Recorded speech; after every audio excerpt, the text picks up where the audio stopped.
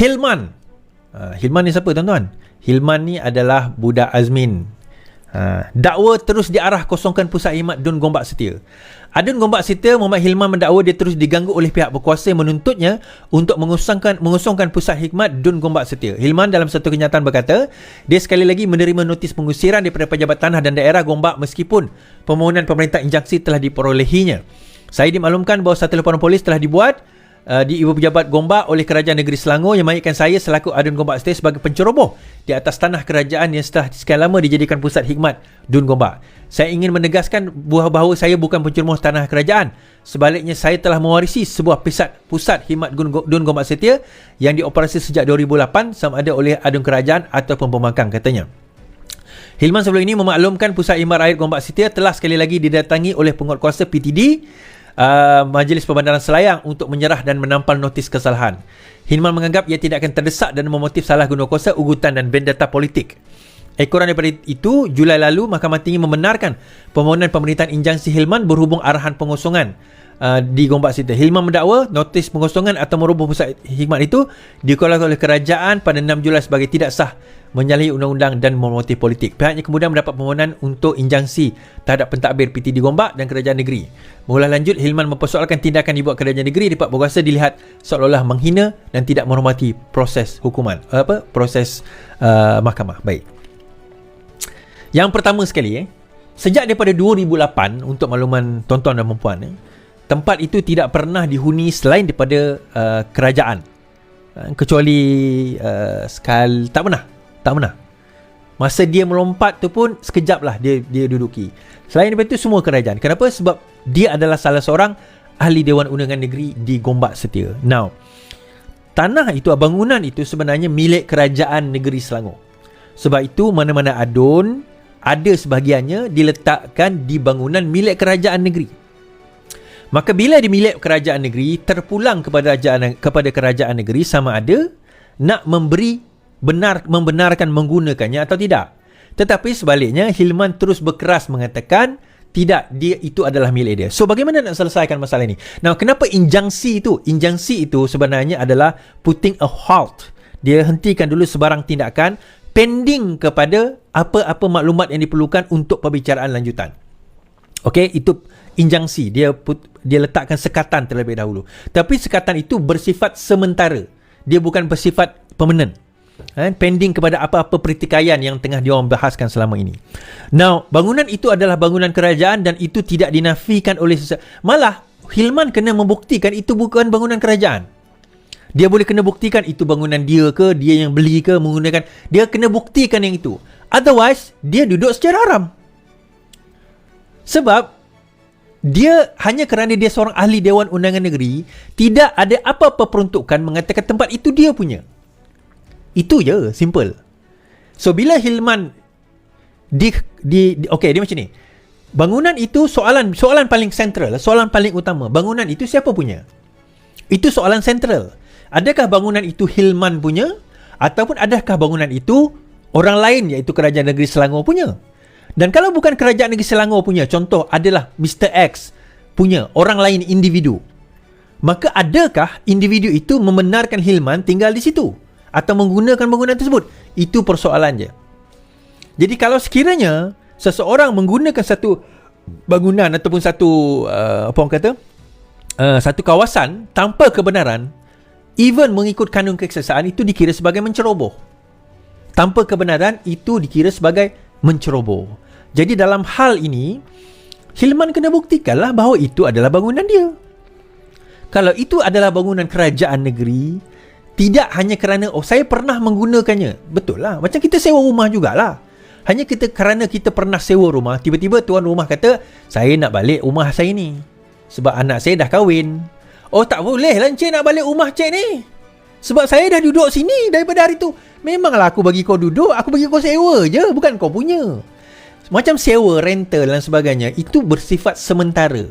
Sebab itu kita panggil lease atau rent. Anything less than 3 years, sewaan kurang dari 3 tahun, kita panggil sebagai rental. Anything above 3 years, kita panggil sebagai lease. Faham? Jadi biarlah dijawab nanti. Baik.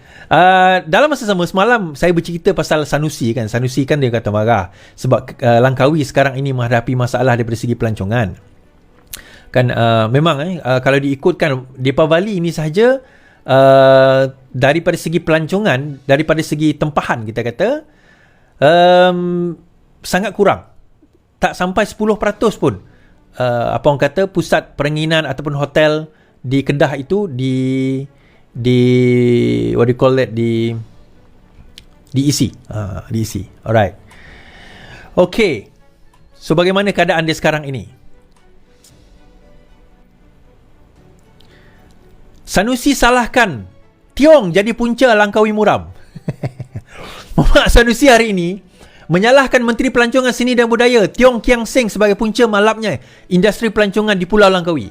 Kata Menteri Besar Kedah itu, tindak tanduk serta komen negatif Tiong menjejaskan kemasukan pelancong ke pusat pengenalan tersebut. Enggan menuduh ia sebagai sabotaj ke atas Kedah, Sanusi berkata perbuatan Menteri terbabit sebenarnya menjejaskan kerajaan persekutuan sendiri. Hal itu kerana katanya pendapatan daripada sektor pelancongan akan dikumpulkan kerajaan pusat, manakala negeri hanya tumpang pendapatan daripada jual nasi, jual coklat, hotel. Katanya cukai perniagaan bayaran sepenuhnya kepada kerajaan persekutuan, sedangkan kerajaan hanya mengungkit cukai pintu sahaja. Saya harap perkara ini dapat perhatian kalau Menteri beri publicity negatif kepada destinasi pelancongan katanya. So, saya saja nak komen benda ni tuan-tuan. Sanusi mengatakan bahawa pelancongan di Kedah ni salahnya adalah kerajaan pusat. Kerajaan pusat lah menyebabkan orang tak datang melancong di negeri Kedah. Kalau macam tu, apa kata balikkan Kedah ini kepada kerajaan pusat yang memerintah, iaitu Pakatan Harapan dan juga Barisan Nasional.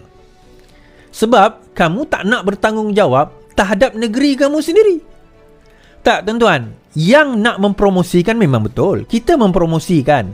Tetapi kalau promosi itu datang dengan bukan perkataan negatif daripada Menteri Pelancongan, tetapi daripada perbuatan negatif yang dibuat oleh adun-adun dan juga exco-exco di Kedah itu sendiri, sehingga kan pelancong takut.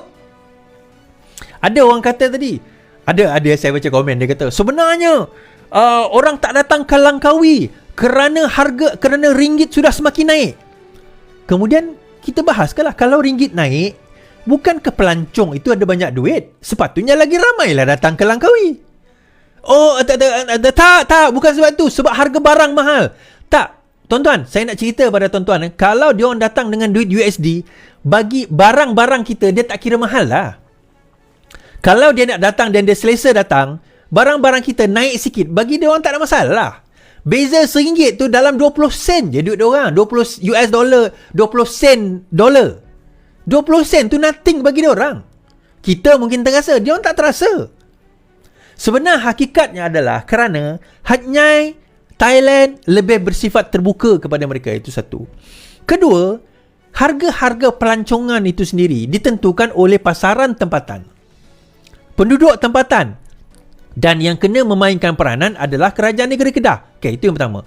Yang kedua, ada kata no, kerajaan Kedah ni sebenarnya harga barang mahal, sebab itu pelancong tak datang. Untuk makluman tuan-tuan dan puan-puan, di Penang penuh dah. Di Penang dah penuh, di Pahang dah penuh, di Melaka dah ramai yang datang nak melancong. So, dia bukan isu negara. Ini isu lokal. Yang tak nak pergi tu di Langkawi saja. Negeri lain, okey, tak ada masalah. Jadi sebenarnya dia bukan isu pelancong, isu polisi kerajaan negeri itu sendiri. Kena jelas. Sekarang ini mereka tidak jelas tentang perkara tersebut. Kan, kemana mereka nak bawa? Mereka tidak jelas tentang perkara tersebut. Itu yang jadi isu, tuan-tuan. Itu yang jadi isu. Kan? Jadi bila Sanusi nak tunjuk jari, dia lupa sebenarnya bahawa dia ada exco pelancongan.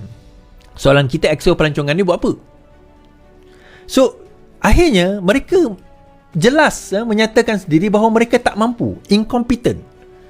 Mereka tak mampu nak mentadbir negeri Kedah. Mereka tak mampu nak mentadbir negeri Kedah.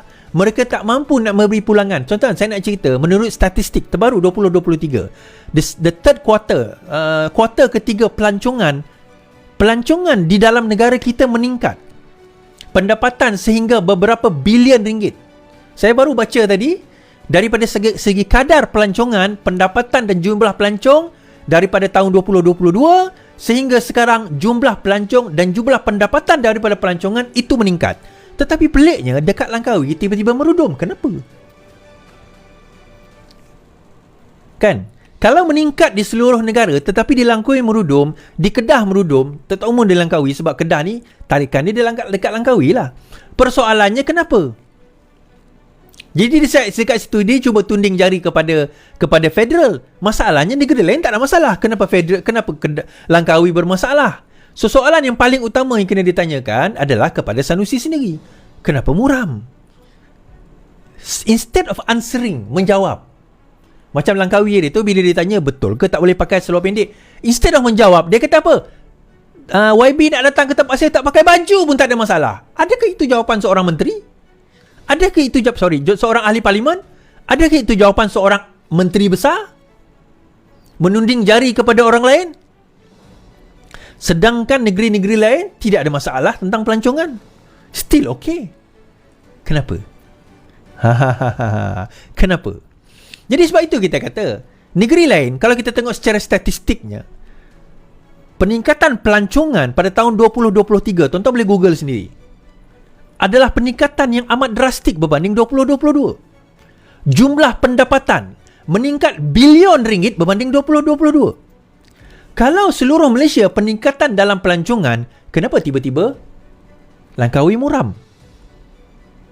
So, siapa yang menipu? Saya menipu ke? Atau Sanusi sebenarnya yang menipu? Tepuk dada. Tanyalah selera.